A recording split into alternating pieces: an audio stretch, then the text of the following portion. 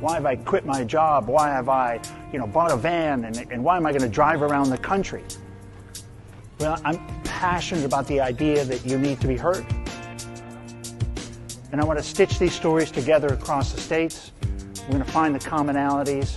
And it's going to be really an amazing experience. And I look forward to you joining me on the jar.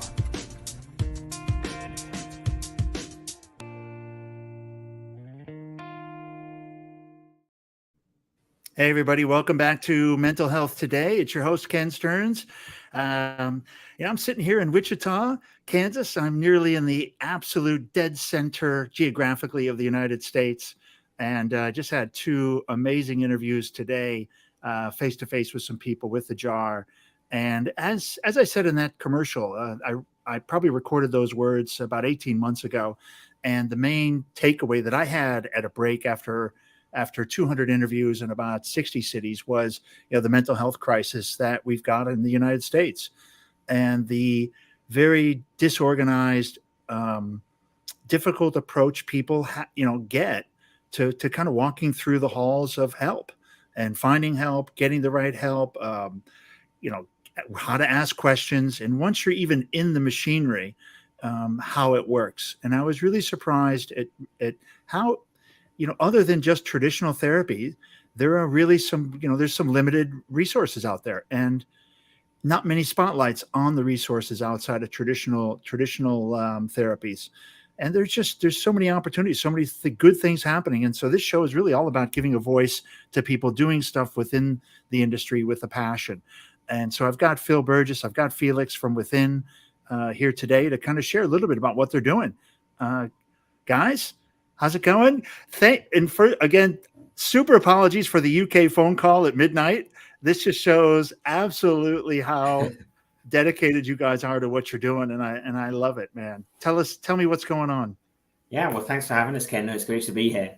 Why don't we start by just introducing ourselves and why we're here? That's as a bit of a package. Felix and I go back about 12 years, and actually, Felix was working for a small creative agency in Soho in London. It's about 35 people, and he recruited me into the team along with the MD to help run an online communities division there.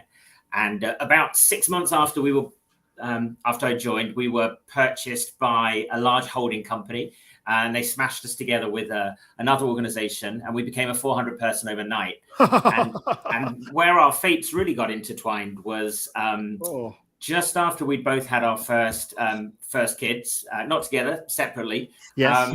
We were promoted into a joint managing director position. So kind of an unorthodox position running the London office together in a co-leadership role.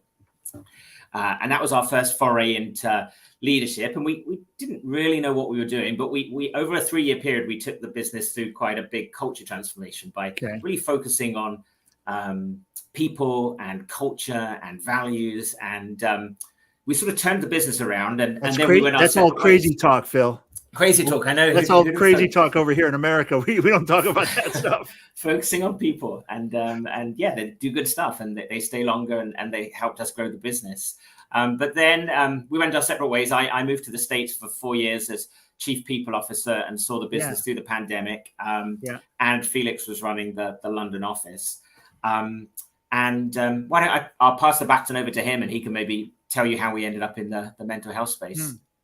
Yeah, perfect. Thanks for having us, Ken. I guess the kind of aha moment of how the Within venture came about was really a moment during the pandemic when we were, Phil was in the US, I was in the UK, and we were dealing with a lot of the issues that you mentioned, Ken, in your introduction. So we had a lot of burnout, we had a lot of folks on sick leave, we had a lot of people with signs of depression, and also generally like just a very transactional relationship to work. So people didn't really felt they belong that much anymore. And we had, especially London, had huge amounts of attrition.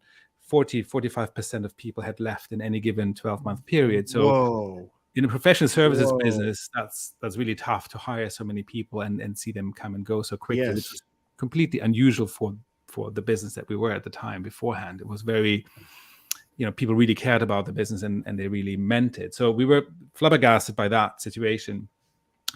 And we tried a bunch of different things. We got, like everyone, we did a Headspace app subscription that we would be able to supply to our people. We had a resilience speaker come in and talk about resilience and how you can survive all this stuff. And we did duvet days, like all the things that, people in leadership and people maybe in HR choose to kind of battle the kind of mental health crisis at work.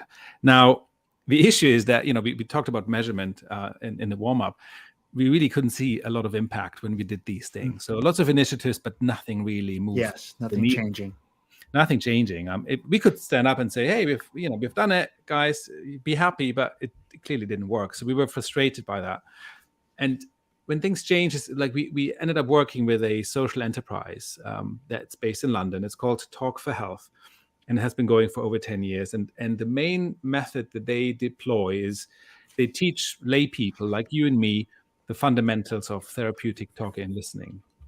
So they don't require a one-to-one therapy relationship. They don't require a person who's been in university for many years, but they resource normal people from the community with the key skills of how you listen without judgment, how you share truthfully. So they had done this in the community with the National Health Service for many years with great results. So they had done clinical studies that say actually it's as good, if not better, than classical one-to-one therapy. So we were like, we knew them socially. So we're like, let's do a pilot of this method in the corporate sector. So we did that. In total, we took 50 people through the program across the US, UK audiences, because that's where the business was located. Phil was sponsoring it in the US as chief people officer. I was sponsoring it as regional CEO in London, and we took part in it ourselves. And it's mainly a training program. It's between 9 and 10 hours of training where you teach people these skills, and then they are being put into triads, groups of 3, and then they apply these methods. With each other. Exactly. So they meet once a week for 45 minutes and they apply the thing that they have learned. Turns out if you do that, you have huge benefits. And huge results. So we looked at the numbers and we had, Phil can talk to the anecdotal evidence, but we really had an uplift in people who were not leaving the business and who stayed. We had an uplift, like we were able to halve the amount of people that showed signs of depression. And we just basically, like last sentence, we looked at the data and we're like, this is brilliant stuff. Maybe there's a venture in this. Maybe we should speak to Talk for Health, license the method. And now we are on the mission to take this method that we know works and take it to the corporate world and say, we have a method that actually is working. And you don't need a therapist. You don't need experts. We teach your people. And if they do that, it's a peer model. You're golden. So that's the aha moment. And maybe Phil, either you have questions or Phil can talk more about the kind of some of the testimonials and evidence that we had behind it.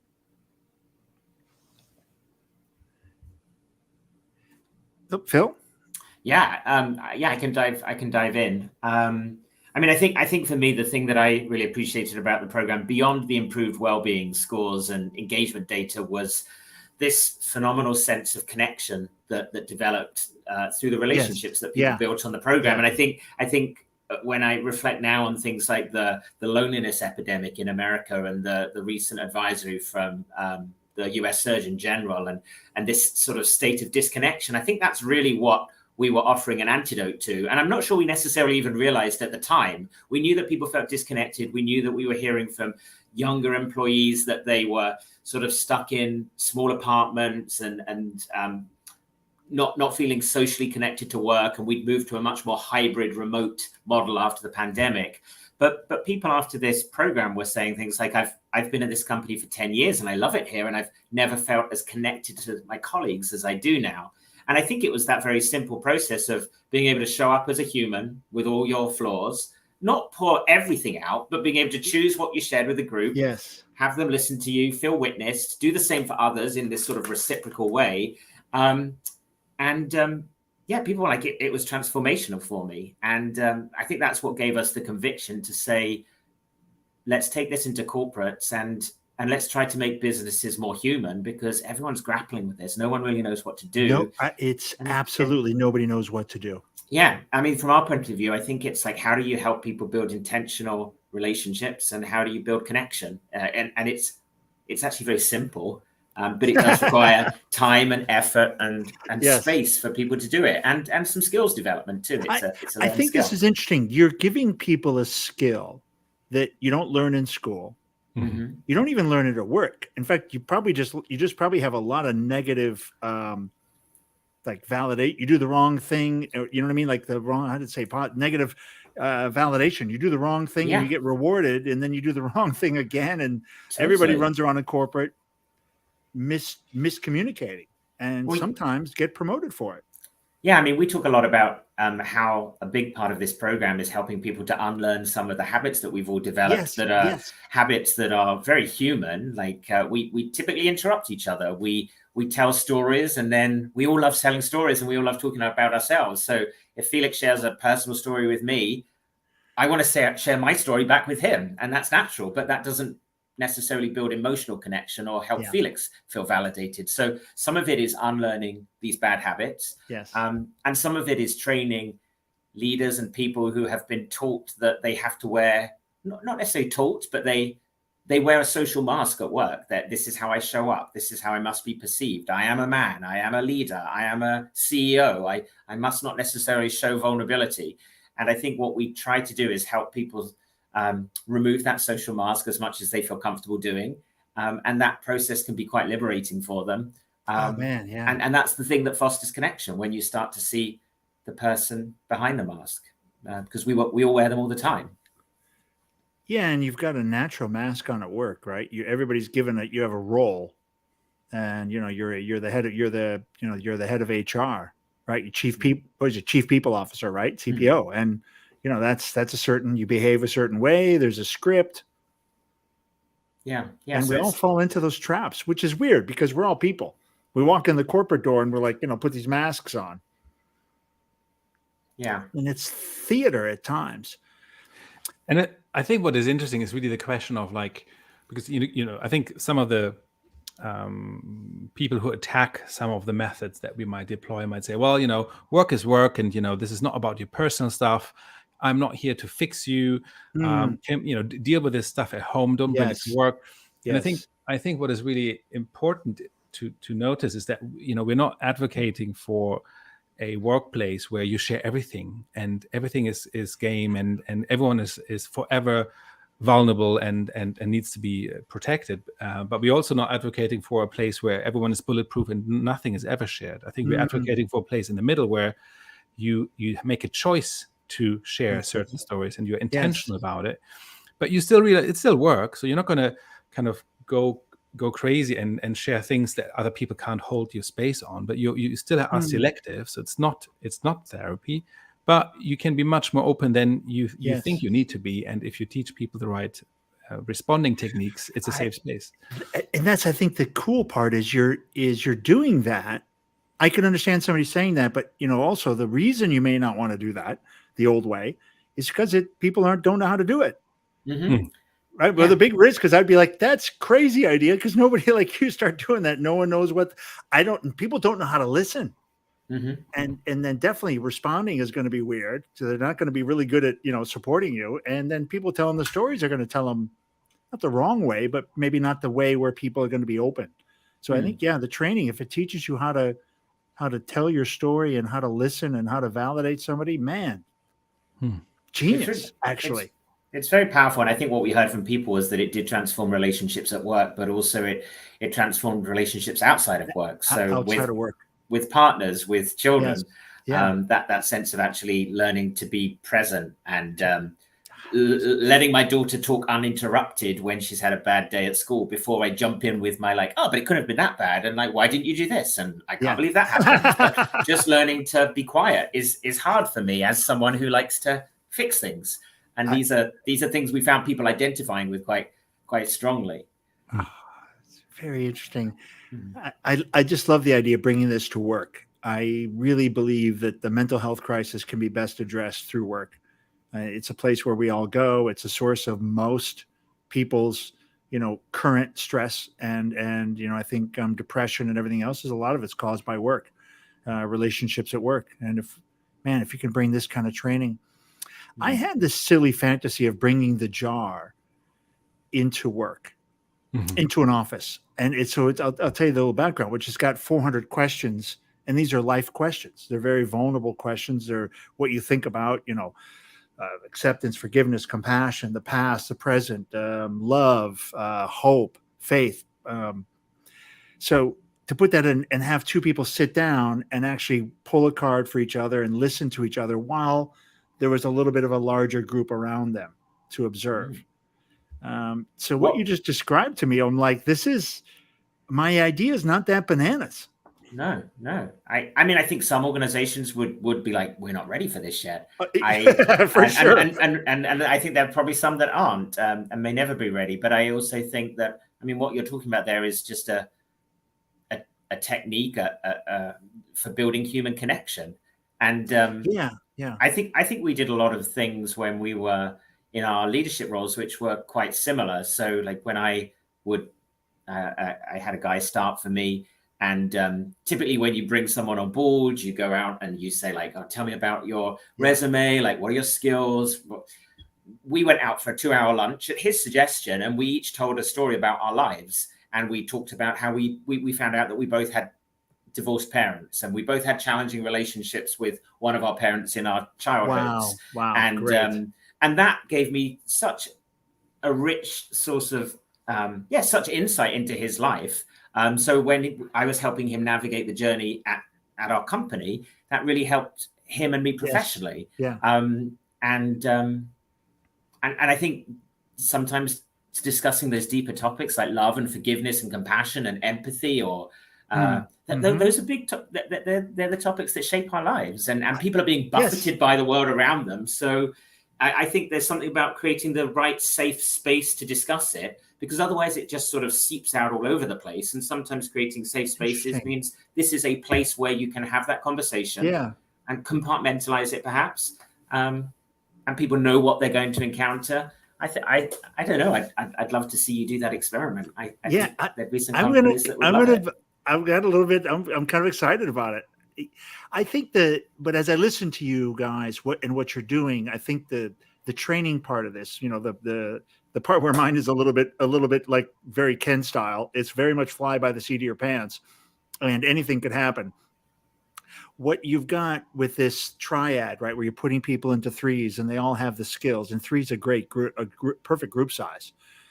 It's very interesting. Very interesting, because you're training them. And I think this is the most important. You're giving them the skill as opposed to the experience, only the experience. And I think I hadn't really reflected on your point, Ken, that, that you need you need to trust your group that they can deal with whatever you're going to share. So you need to trust them that they can hold you. They can see you, and they're not going to weaponize what they hear later at work. They're not going to judge you for it, not even in secret. And I think I hadn't considered that element as much in terms of creating that permission. And I do remember, just to share like a personal story, I remember we were going through a third cohort of this training at the business where we were at. And I felt quite safe in that group. And what had happened in my life at the time was, that my sister had died by suicide 2.5 years ago. And I felt zero, I didn't doubt for a second that group could handle that information, which maybe people at work don't want to hear about, or they wouldn't, they would feel like, oh my God, what do I do? But the group was perfectly able, once they had gone through the training, to kind of hold that space and be okay. And I got my 10 minutes, and then someone else talked about something else. So it's not that I get double the amount of time just because something traumatic had happened. Everyone has, we call it share the air. Everyone has the same amount of time. So that frame is really powerful in creating that safety, I think. Yeah, I really do like that. And the fact that people know how to behave at that moment. And also too, like you said, the comfort of knowing, okay, I'm hearing this, like, wow, Felix is really opening up. This is heavy stuff. What do I do with it? And they've got the training. They know what to do. They've got the framework. Yeah. They've got the framework on how to manage it with themselves. And as each person's going to have a little different methodology within the framework. Very cool.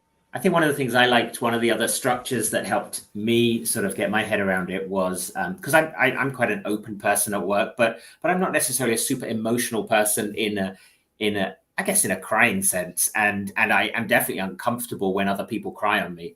One of the modules that we were taught and we now teach was around how do you deal with situations when you feel strong emotions yourself, and being comfortable with identifying them, but also how do do you allow someone else to sit with their emotions? So instead of, if someone cries on you, and instead of trying to fix them or like feeling awkward and sort of British about it as we are over here, just allowing them to sit with their emotions and being like, it's okay. I'm just going to sort of hold space for you. And I found myself coming back to that professionally so many times when people have had wobbles, just allowing them to have those emotions. And I now use it myself on days when I'm down, and I'm just like, I wonder what's driving that. I try to be curious instead of going into a deep dark place. What's happened? Yeah, what's happening? Why am I getting this wave kind of choking me up?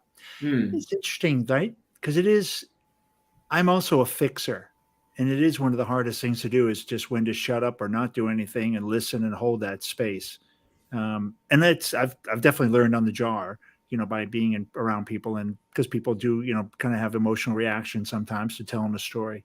And I have learned to just kind of, like you said, it's their moment. And it's actually a beautiful, like, that expression means they've communicated something, they've opened up and they've let it out, and that emotion kind of follows.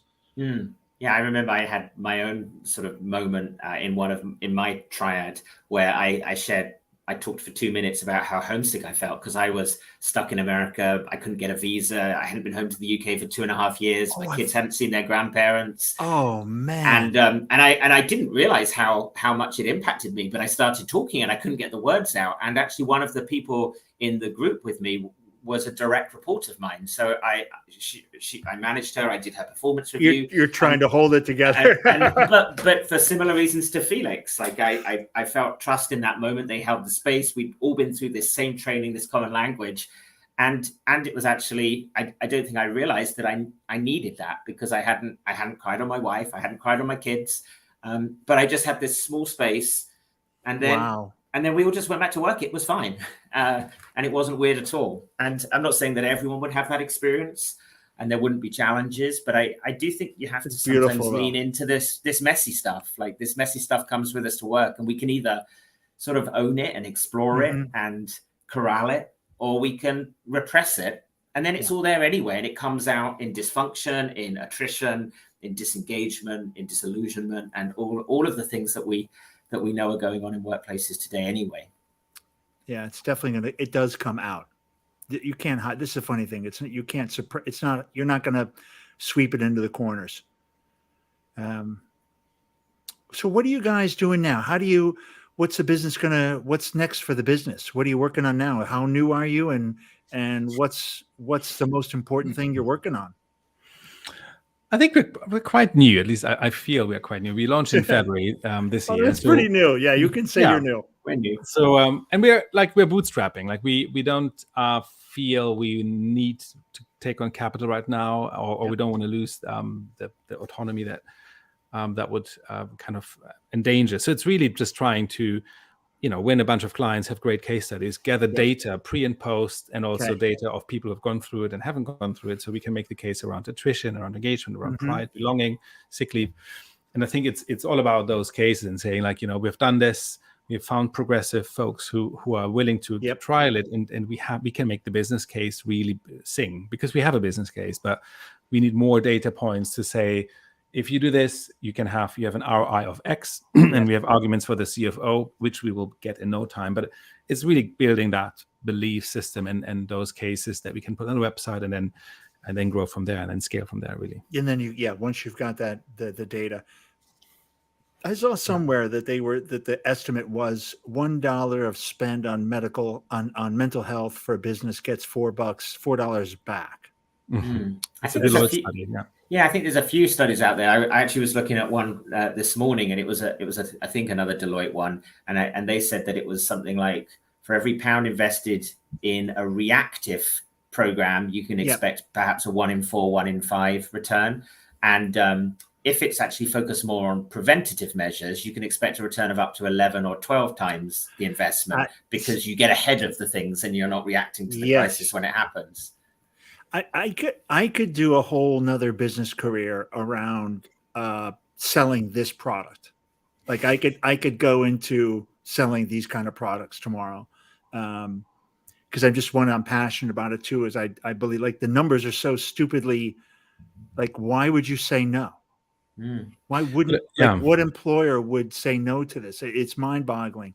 You've got, but I think it's important to say that there's so much snake oil being sold in the industry. Like it's a super crowded market.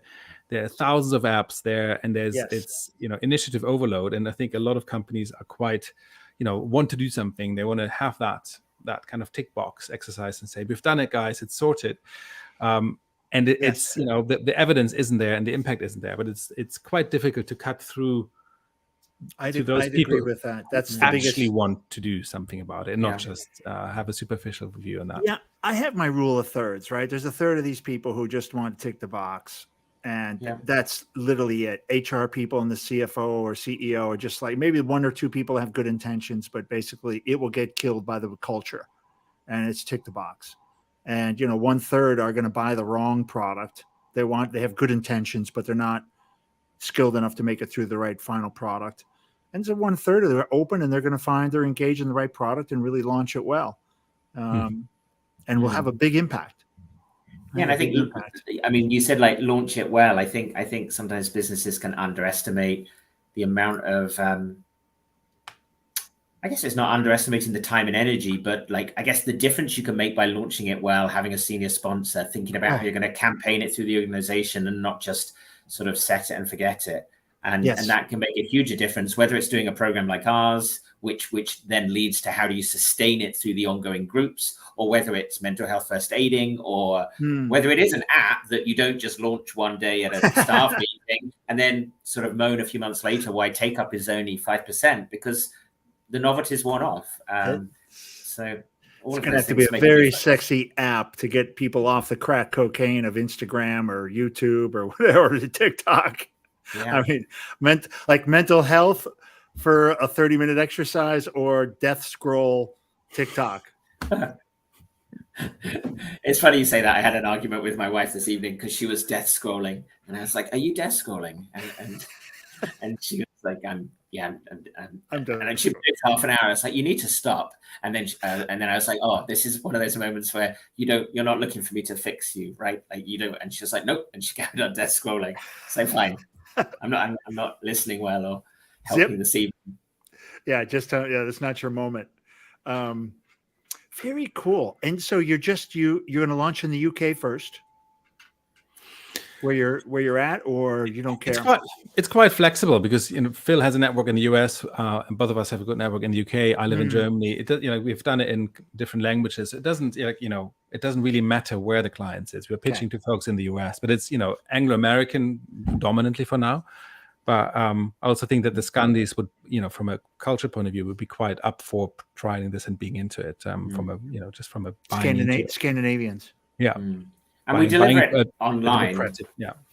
Oh, you're doing it online. Okay. Yeah. So I mean, the program in the community runs in face-to-face sessions, and we can run it face-to-face. It works really well. At the moment, we're focused on online delivery, partly because I think the places where we're seeing the greatest need is in organizations where they have quite dispersed workforces. Some people are working at home, some are in the office. They're trialing 3-day weeks. They've got folks working remote, people in different countries, and that increases this sense of disconnection and weak relationships.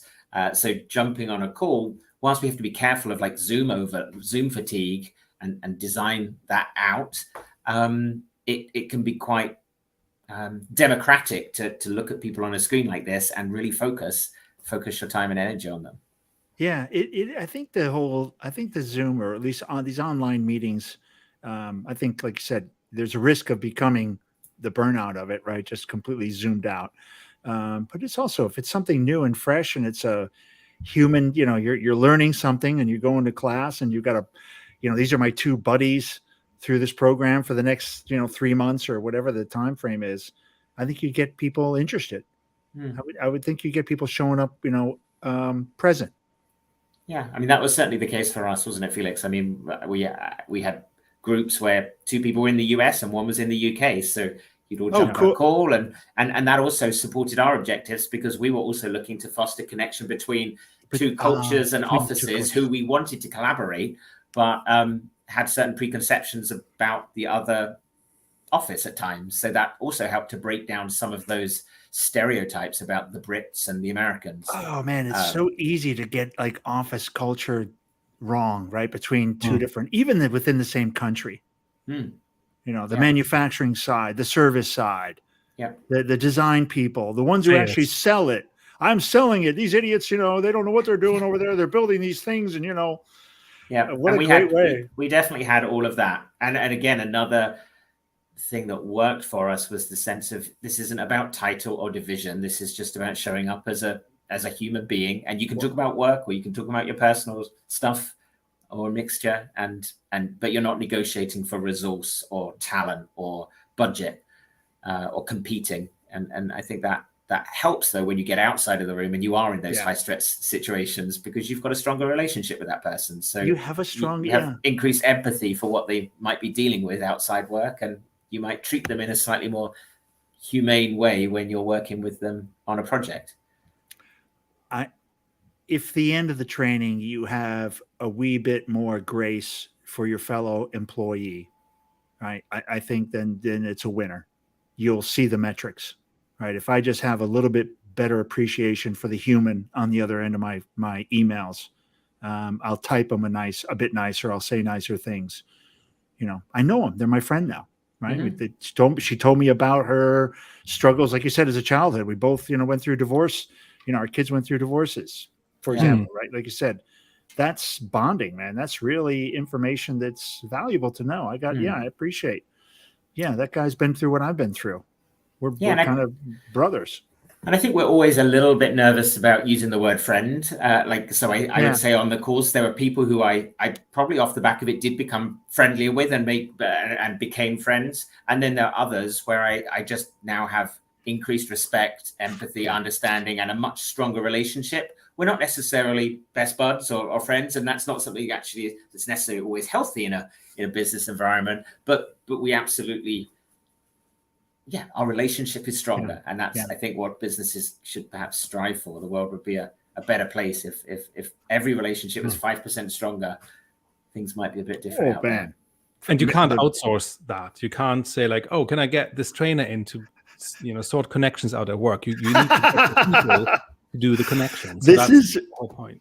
I mean, Felix, that's super powerful point, right? This is not, think of how many trainings we've had, how many corporate trainings I've been through, you guys have been through, but probably you've run, right? Where, you know, you put people through and it's some outside vendor and, you know, we do some team building or we go off site and, you know, we bonding.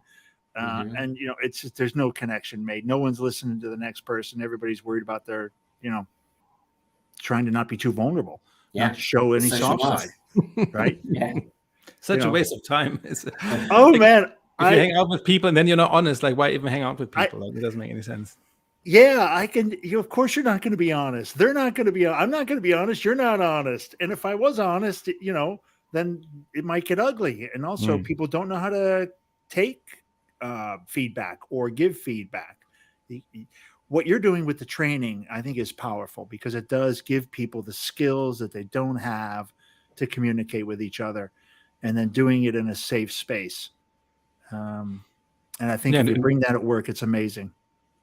We spoke to a client today and they said it's super simple what you do, but it's difficult to actually learn. And I think that's a really great summary. That's a great, yeah, what you're doing is very simple, very fundamental. But man, execution. But when you get it right, when you execute this right, it's transformational for a company. Transformational. Guys, how about we're at the end? I think we got the shtick. We got the idea. How do people, or should people be looking for you yet? Is it too early? No, definitely not too early. No, we're working with our first few clients. We're running workshops already all the time. So I think the best thing, if any of this resonates with people, connect with us on LinkedIn, Phil Burgess or Felix Koch. Our corporate page is on within, and I think you flashed up our website so they can also connect with us or get in touch with us on there. And it might be that they want to do something with us, or it might be that some of these ideas just resonate. And I think we're at the stage where we would love some more pioneering clients. And we're also always just keen to talk to interesting people who can challenge our thinking, stretch our thinking, be part of this mission to change businesses, because there's a lot of work to be done. So it doesn't all have to be done by us, thankfully. You got my my pom-poms are out, because you're on a couple of my favorite topics. One is communication, and doing it through mental health, and doing it through the workplace. And I think that's one of the most powerful places to deliver these tools, these skills for people to help each other. And we're all kind of walking each other home on this big blue spinning ball, and we got to go to work to do it sometimes. Yeah. We also do 90-minute workshops every week for free, where people can sign up and just learn 3 of the key habits that you can unlearn to have better connection with humans. So people get, they can find the Calendly on the website. They can just on the website register for free and just see whether they like the stuff, because it's difficult to explain. It's very nice to experience. So if any listener wants to sign up, they are very welcome to do that. Yeah. So get over to within.business. Perfect. And that's so it's www.within.business. Go find some of what they're doing, what Felix and Phil are doing, and also go in and actually play around with it. That's kind of cool. You can go play around. I'm definitely going to be doing that. Guys, thanks again for being guests. Thanks for sharing what you're doing. I'm sure this will spin around with me a little bit, and I may have some, try to find out some suggestions for you for people to talk to. Thank you. Yeah, it's been fun chatting. Get my brain cooking now. You got me excited. Thanks everybody for listening to the show. We come out about almost every day. We have every 5 days a week. We have a new episode out on mental health today, and so this is just one of the episodes, and it should be on all your normal kind of platforms, your audio platforms, in about 2 weeks. And this episode will air and be permanent, floating around on LinkedIn, Facebook, and YouTube. Guys, I'll see you in 30.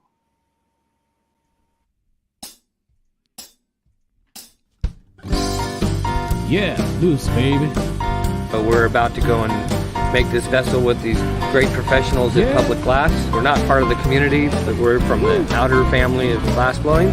Yeah, we're going to go make a magical giant jar with optic lenses, so that if you turn it, it changes all the time. So if you change the way you look at things, the things you look at change.